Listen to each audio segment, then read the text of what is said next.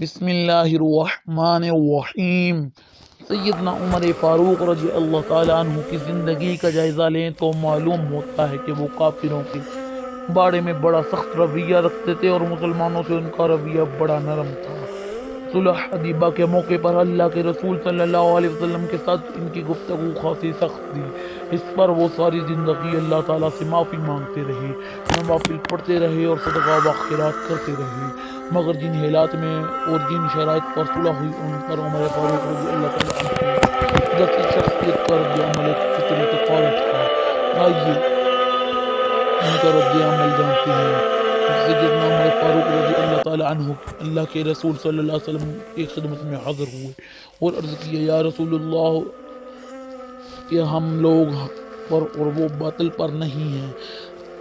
آپ نے فرمایا، کیوں نہیں؟ انہوں نے کہا، کیا ہمارے مقتولین جنت میں اور ان کے مقتولین جہنم میں نہیں ہیں؟ آپ صلی اللہ علیہ وسلم نے فرمایا، کیوں نہیں؟ سیدنا عمر رضی اللہ تعالیٰ عنہ نے کہا، تو پھر کیوں ہم اپنے دین کے بارے میں دباؤ قبول کریں اور ایسی حالات میں پلٹیں کہ ابھی بھی اللہ نے ہمارے اور ان کے درمیان فیصلہ نہیں کیا؟ آپ صلی اللہ علیہ وسلم نے فرمایا، خطاب کے بیٹے، میں اللہ کا رسول ہوں، میں اللہ کی نافرمانی نہیں کروں گا، وہ میری مدد کرے گا اور مجھے ہرگز ضائع نہیں کرے گا۔ سیدنا عمر رضی اللہ تعالیٰ عنہ نے کہا، کیا آپ نے ہم سے یہ نہیں فرمایا تھا کہ ہم بیت اللہ کی زیارت کریں گے اور اس کا طواف کریں گے؟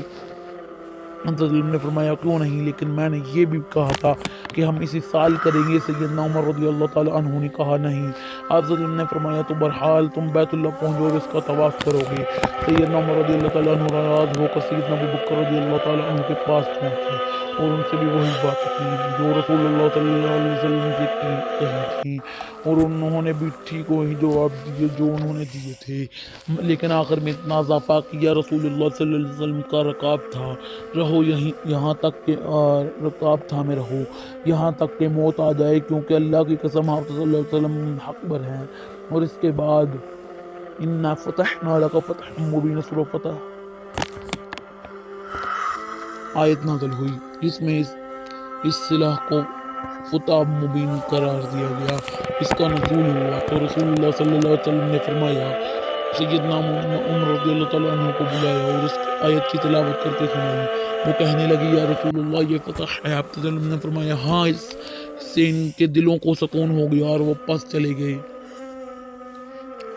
چلے گئے۔ حضرت عمر رضی اللہ تعالیٰ عنہ کو اپنی غلطی کا بڑی شدت سے احساس ہوا اور وہ اس پر سخت نادم ہوئے۔ خود بیان کرتے رہے کہ میں نے اس روز جو غلطی کی تھی اور جو آپ بات کہے تھے اس کو سے بہت سے اعمال کیے، بڑا صدقہ و خیرات کرتا رہا، روزے رکھتا رہا اور نماز پڑھتا رہا اور اغلام آزاد کرتا رہا، یہاں تک کہ اب مجھے خیر کی امید ہے۔ سیدنا عمر فاروق رضی اللہ تعالیٰ عنہ فتح مکہ پر بھی اللہ کے رسول صلی اللہ علیہ وسلم کے ساتھ تھے اور مراجران وادی فاطمہ میں اب صلی اللہ علیہ وسلم نے پڑاؤ کیا۔